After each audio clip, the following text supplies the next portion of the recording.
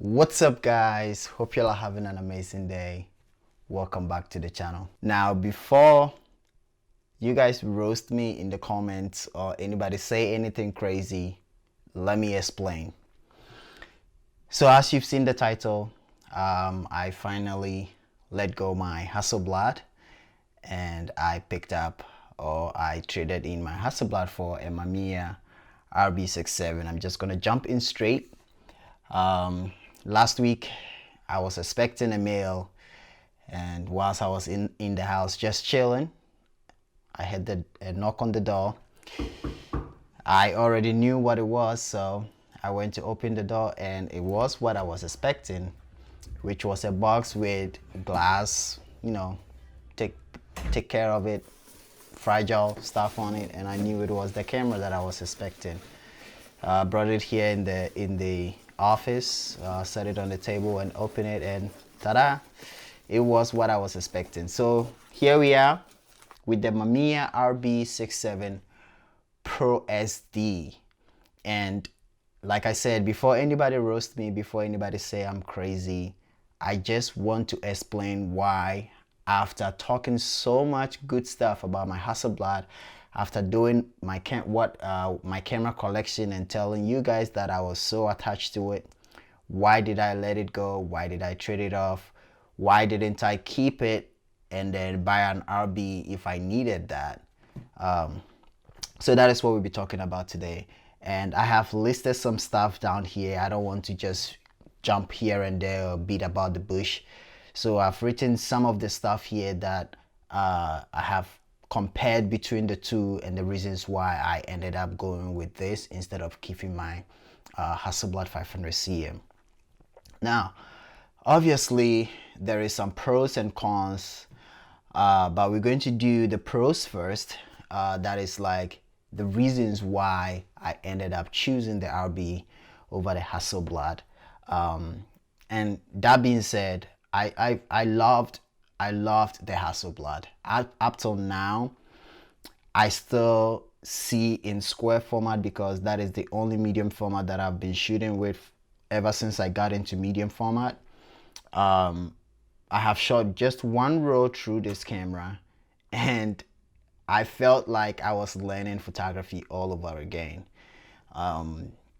For a minute, if you look through the viewfinder or the waist level viewfinder in here, it has the lines, the frames and stuff, but the lines also give you a square, and I found myself trying to compose with the square instead of all the frame, like the horizontal or vertical frame lines that it gives you.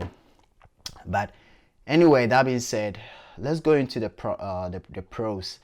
So one of the reasons why I thought about having either the RB or whatever 6.7 format was because, just like this, when you start photography, when you start film photography, most people start with 35. And as time goes on and on and on, you want to get into medium format. Why? You want to get into medium format because you want bigger negatives, right? You want high res of the photo that you are taking. You want to see that big negative. You want to scan and have that big file. You want to talk over digital, like, hey, with medium format, the amount of pixels or whatever you get is bigger, and sometimes even bigger than digital cameras. I mean, that is not my reason, but sometimes we do that talk. And so you go from 35 to medium format, and then you shoot medium format, and some people complain about going from 36 and 24 exposures to 12 or 16. Some people want even more than 36. I am one of those people who do not. After shooting 35 for a while and shooting 36 exposures, it got to a time where I wanted less exposures and less exposures. So I ended up switching from 36 to 24, which was the reason why I started shooting HP 524, and then I switched from Portra to Kodak Gold because I could shoot 24. Now, as time goes on and my photography grows, when I went into medium format, I was shooting 12 and I was pleased with it. And I'm not saying that I'm a master or so perfect at the kind of photography that I do that I'm like, I just can take one shot and that's the bang. I know. You can take, sometimes when I start a shoot, I will always tell my models, the first 2-3 shots are just going to be like warming up. But even with that, sometimes having less exposures make you put a lot of work in every single shot that you take. So that being said, one of the main reasons why, the number one reason, was big negatives for me. I knew 6.7 was big. I knew 6x6 is not that, it's big. But I got to a point where I'm like, how would it feel? How would it look? Because I print my work a lot. I print my work, so how would it feel? How is it gonna look if I go even bigger? That was the first thought that came in my mind. So to go bigger, the next from 6x6 is 6.7. So what are the 6.7 cameras that are available in the market? I started searching, and there is the RZ, there is the RB, there is the Pentax, there is the Bronica. So I was more drawn to the RZ because that was what I saw in our local shop, but the price they wanted to offer me on my Hasselblad wasn't something that I was happy with. And I said I didn't want to sell my Hasselblad to use the money to buy another camera. I don't know, it felt weird for me because some part of me still felt like if I sell it, it's like I don't like the camera and I'm just selling it. You know what I mean? I don't know. But anyway, I ended up going on eBay, and whilst I was searching, I found this camera listed on eBay, and I have never bought anything from eBay. I mostly go there to look at camera and prices. So I reached out to them and said I had a Hasselblad 500 cm that I am willing to trade for his camera if he'll be available. He should message me on my Instagram. So I left my Instagram there, and good for me, fortunately for me, he did reach out through Instagram. And so we talked. His name is Simon. Simon, thank you so much for reaching out. And I explained to him my reasons and the stuff. Anyway, blah blah blah, we ended up doing the exchange. So the big negative was one of them. The other option was if I have a 6x7, which luckily for me, this camera came with a 6x8. So even when I was thinking I was going to shoot 6x7, which is big, I went even bigger. 6x8 negative, man, that's huge.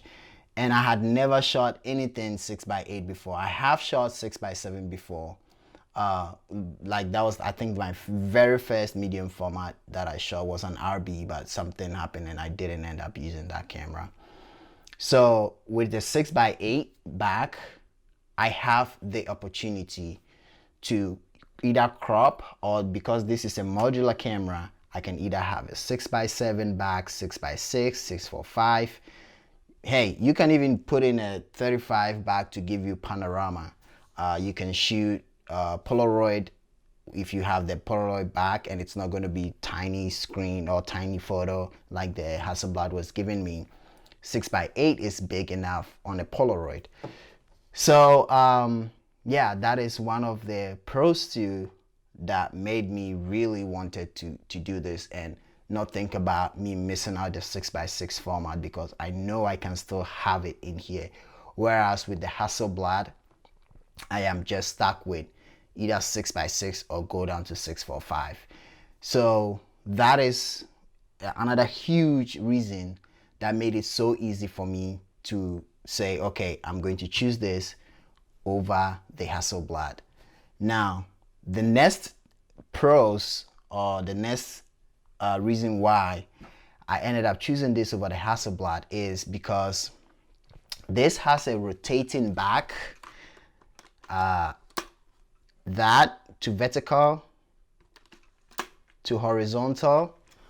If you guys remember, I had a 645 back for my Hasselblad, and I tried to use it. I got it specifically because sometimes I wanted to shoot portrait in like vertical, but it was so hard. It was tough. You have to like turn the camera in an angle, and it's like not working sometimes. And I know you can still shoot the 6x6 and crop if you want, but yeah, it wasn't really comfortable shooting it in that orientation or that manner. So the fact that this can shoot horizontal and vertical, that was a plus for me. I had, like I said, I've never shot anything like that before, so it was just so fun to know that you have those options. So the next step, which is, this is very minor, like it's not a huge step, and I know there are some of the Hasselblad that you can at least do something to make it possible, even if the Hasselblad, some of the backs will give you that option. But the fact that when I take out the dark slide, I can just slide it right here, trust me, it is a game changer for me, because sometimes when I'm shooting with my Hasselblad, I take it off and I don't know where to put it or how to hold it. This is a game changer for me, to be able to just slide it here and take my photo without any, like, sometimes you will bend it if you try to put it in your pocket or anything.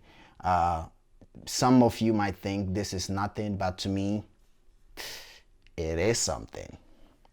So that is that. Now my next step is the focusing knob. One thing that I struggle with my Hasselblad was focusing. The fact that this has, like, you can, the right one just pull the bellow very like fast front, and then there is this one here on the left, which is like very slight adjustment just to get your focus like accurate. It's also one of the reasons why I'm happy with this camera, and I chose this to keep this instead of the Hasselblad. Another one is this thing right here. Oh my God, I don't know how many times I have thought about gluing. So I had this cold shoe thing, and you guys have no idea how many times I've thought about putting a super glue on the Hasselblad and sticking it somewhere. So anytime I want to do studio shoot with strobes and stuff, I can just slide my trigger there, because sometimes you don't want to use the cable because you are further away from the light, and sometimes the cable cannot reach, and it's just simple to use the transmitter to just slide onto the camera and stuff. So like the Hasselblad wasn't having it, and because I am very OCD with my cameras, I don't like to like I don't want to put super glue on my camera. So the fact that this one comes with it, game changer. It is a huge thing for me. People that do not shoot in the studios, that is not a big deal. So people that do not shoot in the studio, that is not a big deal. They don't really care if they have a cold shoe or not, but I do. And then, yeah, like I said, the fact that you can just slide it there, even if you have a GoPro and you want to mount it, you can still be able to like mount it there. Do I wish it was up here? Yeah, but then if it's up here and you open this, maybe still it's gonna be okay without, it's not gonna block anything. But yeah, cold shoe every day. Now I think the final thing is the motorized back. Now that is not against the Hasselblad, that is just something that came with this camera that I'm very happy with. If you guys remember when I did my camera collection, I mentioned that one of the reasons why I didn't go with the RB, the Pro S or Pro whatever, even this comes with that, is the fact that you have to like crank here and then come back here and advance. It's sometimes you might forget it. And yesterday I watched a video of Willem. If you guys don't know Willem Viebeck, I hope I didn't butcher the last name. He just did a video on the Pro S, and in the video, the start of the video, he mentioned that somebody commented that he will forget advancing it and get a double exposure, and at the very middle or end of the video, he did forget it and shot a double exposure. So the fact that I have a motorized back and I can just shoot it and just one and don't even think about it, it advances itself, that is also a game changer. It makes it feel like I'm shooting an RZ. So that is something that I really do appreciate, that it came with this camera. Now, those are the pros. Those are the reasons why I chose this over the Hasselblad. Now let's go to the cons. Let's go to some of the challenges that I'm having with this camera. One of the biggest challenges is this. The negatives are big, and so now I'm not able to put all the negatives, because you get I think you get, let me see, 1 2 3 4 5 6 7 8 9. You get 9 shots on the 6x8, and 9 shots, even if I was getting 10 with the 6.7, I have to start in 2 sleeves, which means every single row I shoot, I'm going through 2 sleeves. I don't know if there is any other option out there that I will be able to put all of them in 1 sleeve, because that means I'm going to run out of sleeves very quickly. So that is one of the challenges that I'm having. The other challenges is, which is like obvious, the weight. This thing is heavy. It's a tank. Like, it doesn't bother me. I feel like because of the weight, it also makes the shutter sound a little bit quieter, because even if the mirror is slapping, it's not slapping that hard to vibrate that much. I don't know if that what I'm saying makes sense, but listen to this. I'm gonna try to take the back off. Let's see.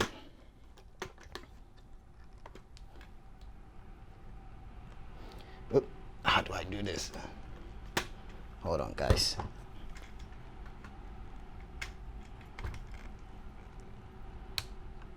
Okay, there we go. I don't know if you guys can hear, but listen to this.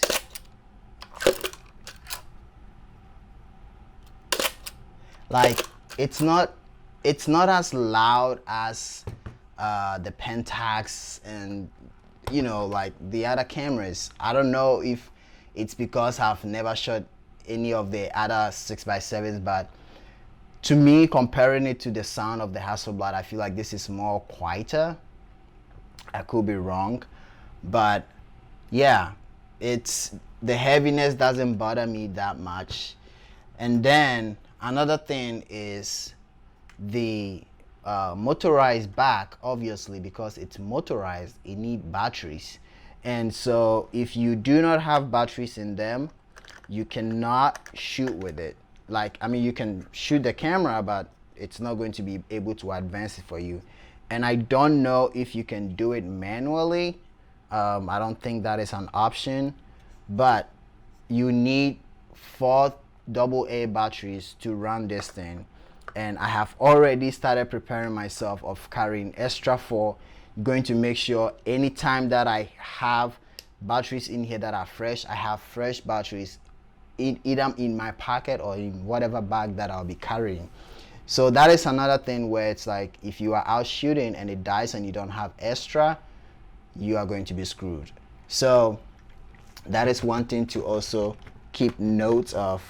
I'll have to do this later because I always struggle with it. Yeah, so that is one of the cons of this camera. Other than that, I don't know. I'm very happy with it. I'm very pleased with it. I hope the reasons are good reasons for choosing this over the Hasselblad. In the future, if I have the money and I can buy the Hasselblad back again and have both, and if I want to shoot square, I can just use that, and if I want to shoot this, I can just use this, then I will. But for now, yeah, I don't have the money to have those 2 cameras, so I'm just gonna keep this. I'm still going to be able to shoot from 35 to 6.8. I can shoot between all of these. So like I said, I shot one row of this. Not the best photos that I've ever taken. Nothing really interesting, just a few friends and one random person that I met on the street, just to test it out, to make sure the camera is working, to make sure there's no light leaks in the bellows. There were a few photos where I kind of missed focus because it was getting dark, but other than that, I think I'm very happy with it. I'm very pleased. Cameras are tools. If you have a camera that motivates you to go out and shoot, that is the most important. So I'm happy that also it came very clean. It's very, like, it looked like it's not being used at all. Like literally there's no dent or dent anywhere on the camera.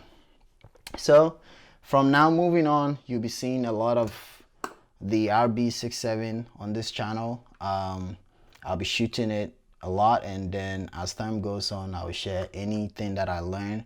I remember when the day that it came, I couldn't figure it. I couldn't even know how to load film into it.